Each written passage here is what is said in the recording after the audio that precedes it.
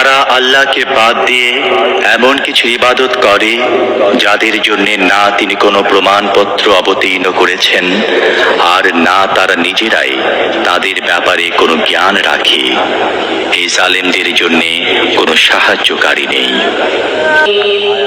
আর যখন তাদেরকে আমার পরিষ্কার আয়াত শুনিয়ে দেয়া হয় তখন তোমরা দেখো সত্য অস্বীকারীদের চেহারা বিকৃত হয়ে যাচ্ছে এবং মনে হতে থাকে এই বুঝি যারা তাদেরকে আমার আয়াত শোনায় তাদের উপর তারা ঝাঁপিয়ে পড়বে। তাদেরকে বলো, আমি কি তোমাদের বলবো এর চেয়ে খারাপ জিনিস কি? আগুন। আল্লাহ এরই প্রতিশ্রুতি তাদের জন্য দিয়ে রেখেছেন যারা সত্য গ্রহণ করতে অস্বীকার করে এবং তা বড়ই খারাপ আবাস। হে লোকেরা, একটি উপমা